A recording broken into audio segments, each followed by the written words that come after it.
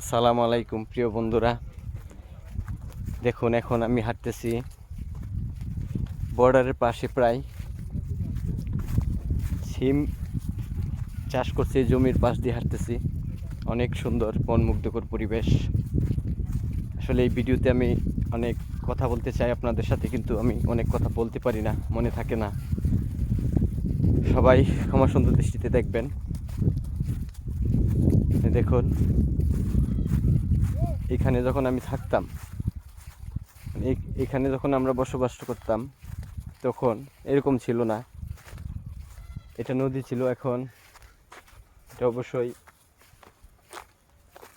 নদীর চড়া হয়ে গেছে। এখানে কৃষিকাজ করা যায়। আগে এত কৃষিকাজ করা যেত না, এখানে তো ফসল হতো না এখানে।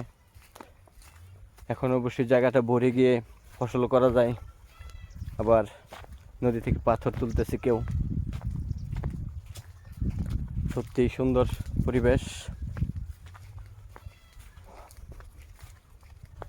সময়ের উপযোগী আসলে সব কিছু সম্ভব।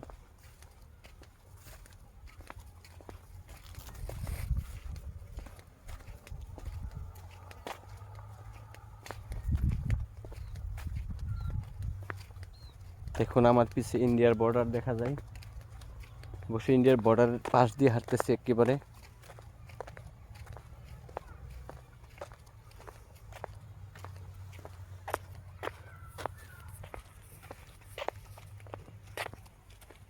ওই যে ইন্ডিয়ার বর্ডার।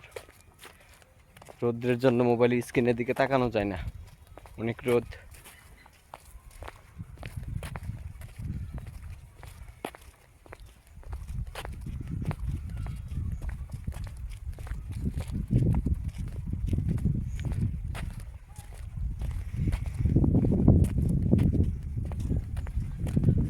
নদী থেকে উপরে ওঠার পর বর্ডার এলাকায় হাঁটতেছি, আপনাদেরকে বর্ডার দেখাবো আজ। আগে আমি যখন এই জায়গায় ছিলাম তখন তারের বেড়া ছিল না, এখন অবশ্যই তারের বেড়া হয়ে গেছে, ইন্ডিয়ার সীমানা গেছে।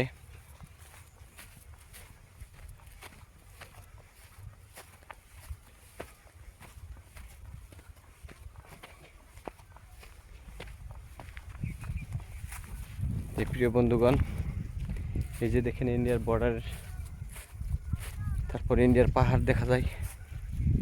রোদ্রের মধ্যে দেখা যায় না, খুব কম। দেখুন ইন্ডিয়ার পাহাড় কত সুন্দর।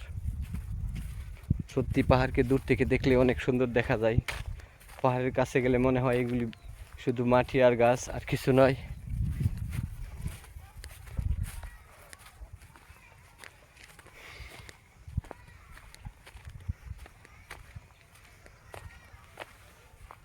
দেখুন প্রিয় বন্ধুরা, এখন নদীটা কতটুকু দূরে দেখা যায়। সত্যি কিন্তু খুব কাছাকাছি, কিন্তু আমার কাছে হাঁটার পর মনে হয়েছে অনেকটা হেঁটেছি, কিন্তু আসলে অনেক দূরে নাই, অল্প জায়গা অনেক বেশি দেখা যায়। সকলের প্রতি ভালোবাসা জানিয়ে আজকের মতো এই ভিডিও এখানেই সমাপ্তি রাখছি। অন্য আরেকদিন আরেকটি ভিডিও নিয়ে আপনাদের সাথে দেখা হবে।